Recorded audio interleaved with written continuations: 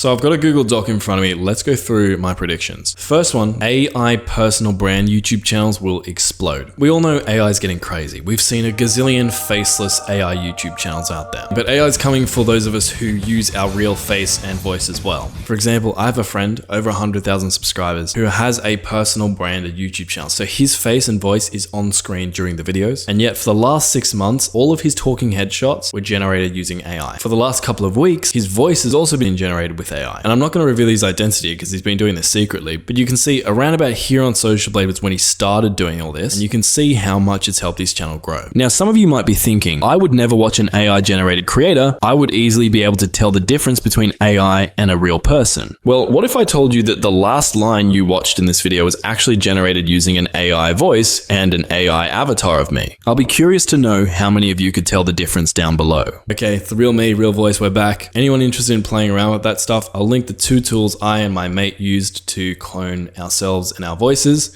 down below. Now, second prediction, the average video length on YouTube will change drastically in 2024. And here's the reason for this. I did a very in-depth, singular Google search that told me the average YouTube video length is about 12 minutes, which passes my gut check as well. And what that means is that if one viewer watches the average YouTube video all the way to the end, that video is going to earn 12 minutes of watch time. Watch time is how long a viewer watches the video for. And watch time is something that YouTube cares a lot about. If you get more watch time, you tend to get more views. And so if you create longer videos, say 24 minutes, and those videos are high quality, you now have the opportunity to earn double the amount of watch time as the average video, meaning YouTube promotes you more, you get more views. And this is precisely why a lot of the big creators on YouTube, Mr. Beast, Eric, Ryan Trahan, if you look at their video lengths previously compared to now, they're all making longer and longer videos. Also, more and more people are watching YouTube videos on TV, tend to want to click on longer videos. Next prediction, thumbnail competition is going to intensify.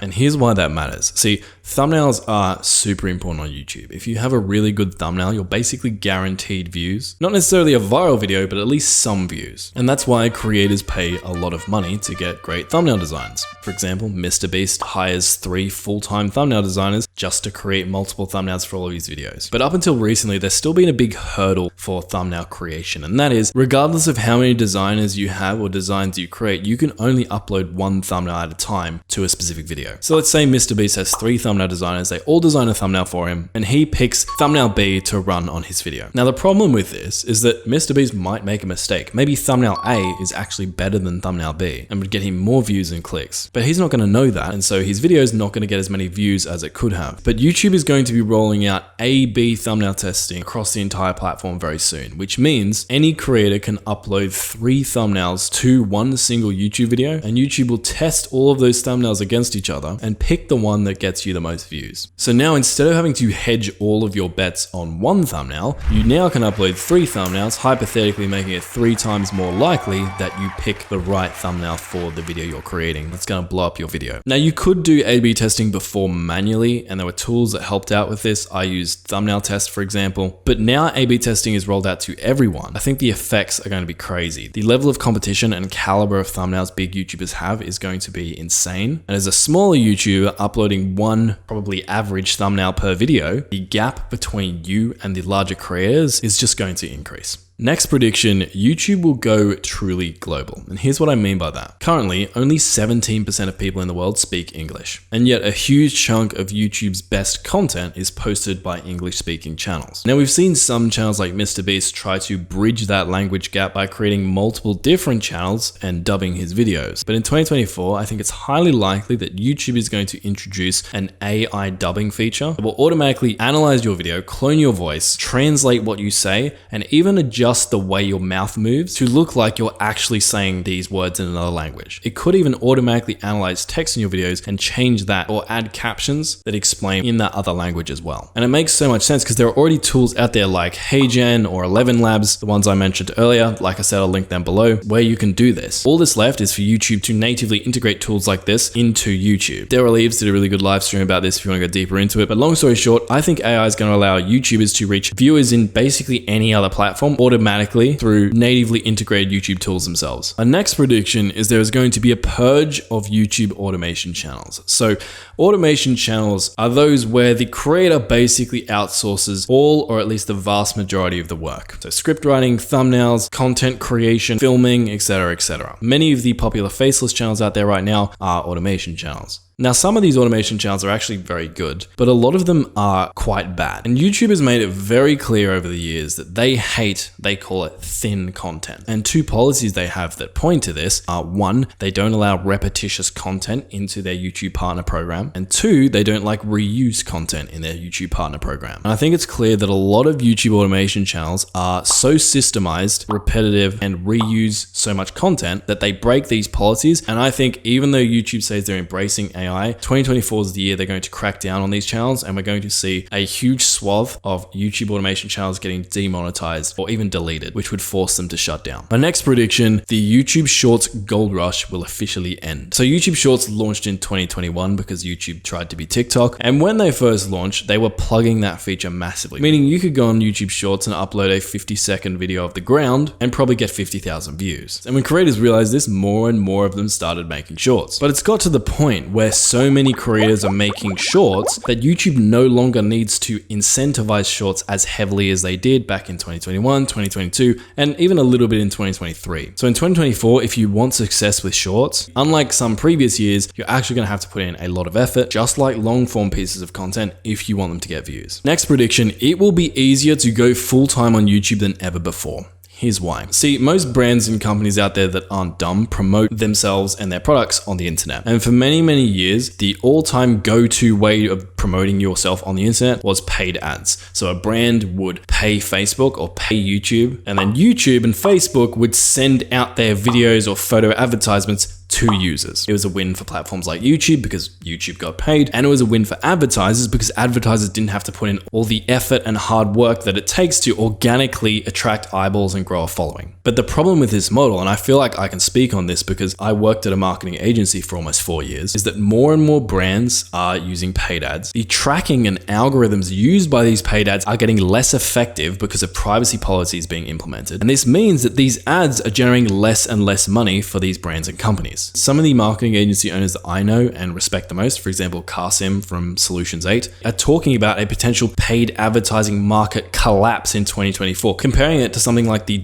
.com bubble bursting. And while this sucks for brands, it's great for YouTubers because what it means is that all of those brands who are spending all of this money on paid ads and now losing all of that money are going to look for other more effective ways to spend their advertising dollars. Now, they're not going to be able to leave the internet because they'd be dumb to do that. So what they'll have to do is either create organic content themselves and grow their own followings, which is hard and painful and takes a lot of time, or sponsor influencers and get those influencers to promote their products and services. I think most brands are going to choose the latter, meaning it's going to get easier and easier and easier for YouTubers of almost all sizes to get significant sponsorships from a variety of different companies, which makes it easier for you as a small creator to make the money you need to be able to go full-time creating content. My next prediction is the third-party YouTube tool scene will flourish. So up until recently, if you're a YouTuber, there are basically just two big tools everyone uses to help them better optimize and create their content. There's TubeBuddy and vidIQ. Now, along the way, there have been many other tools on the market, but most of them haven't hit mainstream or have been terrible. But with more and more people now knowing how to code, and with entrepreneurship and making money online becoming, the cool thing to do, there are more indie YouTube tools being created and released, and some of them are actually freaking good. For example, one of my favorites is TimeBolt. You can use it to automatically cut out silences from hours worth of raw footage in just 3 clicks. I've been using it to save probably hundreds of hours of editing at this point, and when I ran the numbers with all the extra time I've been able to save, I've been able to increase my overall video production and editing speed by about 17%, which means I'm able to create more videos in the same amount of time. And these more videos alone have added up to an extra 140,000 views a month for me. If you're interested, check out the link below. I do get a small kickback if you purchase with that link, so you'll be supporting this channel while also taking your own channel to the next level and saving a crap ton of time when it comes to editing. I know for a fact even more of these tools are coming out in 2024, which is going to make it so much easier and more efficient for small YouTubers to work smarter rather than just the whole be consistent and grind really hard for 3 years mentality that many of us had, say, 5 years ago. And my next prediction in line with that is I think MrBeast is going to launch a product targeting small creators. He's sort of universally at this point seen as the almighty YouTube god. And so it makes sense for him to take advantage of that reputation and create some sort of product, teaches or helps other people how to get YouTube success. And this prediction is a little bit of a cheating one because I have a little bit of insider info on this. And obviously things can change and anything can happen. But long story short, it'll be very surprising to me if MrBeast doesn't launch a YouTube product in 2024. Well, it does have... Ah, spoiler!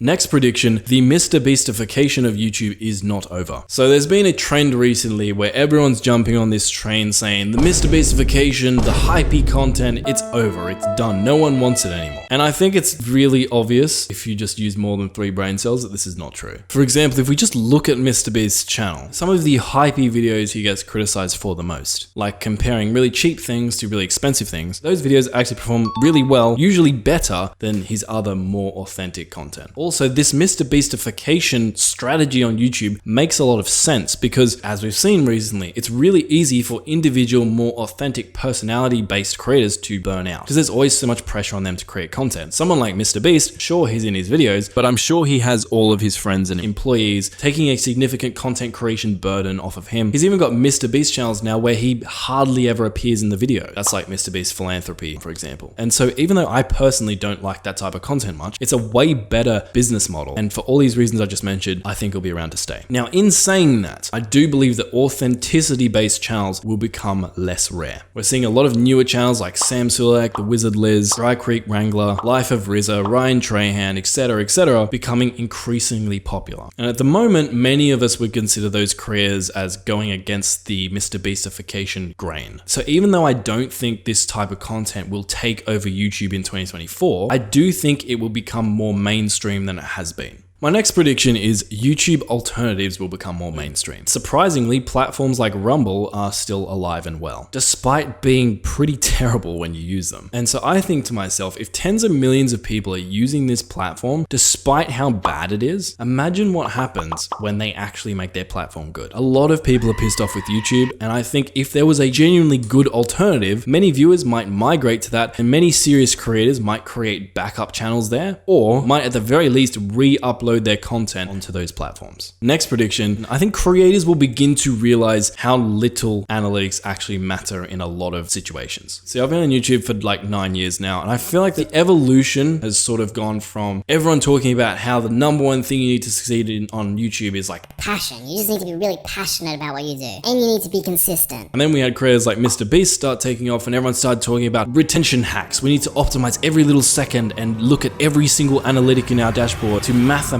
crack the algorithm. And something I've found personally is that a lot of the analytics that we obsess over are actually kind of useless because we don't have the context we need for them to actually be useful and tell the full story. For example, you might have a low click-through rate because your title's bad, or it might be because your thumbnail's bad, or it might be because your video idea is bad, but there's not a very large audience for that type of content. Or maybe you have a really high click-through rate, but it's just because the video that you created really appeals to a very specific subset of your biggest fans. And so all of them clicked, but no one else did, and YouTube just killed the video. And so you end up with a high click-through rate, even though the video is actually not that clickable. And I think a lot of creators and hopefully YouTube educators in 2024 are going to realize this, and we're going to stop treating analytics and numbers like these sort of objective God-given numbers that we should never question. And when we realize this, more creators are going to start leaning into and studying psychology rather than trying to find the right analytic combination to crack the algorithm. Now, my next prediction, smaller creators will have to work smarter, not harder. Like I was saying, you used to be able to outwork the competition. I don't think you can do that anymore. The standards on YouTube are getting so high, more brands are shifting to creating content on YouTube because paid media costs are so high, and bigger creators are investing an insane amount of money money into their videos because they've realized how lucrative it can be to reinvest in your channel. What does all of this mean? Well, it means we're going to have more and more extremely good YouTube content, meaning it's going to be harder for smaller beginner creators to compete at a practical level, especially if you have a full-time job or you're studying in college. You don't have a huge budget. You can only spend 10 or 20 hours a week creating content. Outworking the competition isn't going to work in your scenario. And also, copying and trying to model these successful creators, I know I've brought it up a few times in this video, but like Mr. Beast, isn't going to work because you don't have the same time, money, and resources as someone like Mr. Beast does. So you're going to have to work smarter, not harder. I think that'll mean leaning more into your personality, because your unique personality is one thing you have over all of these big creators. I also think it means storytelling is going to become even more valuable of a skill to learn, because you might not be able to spend $100 million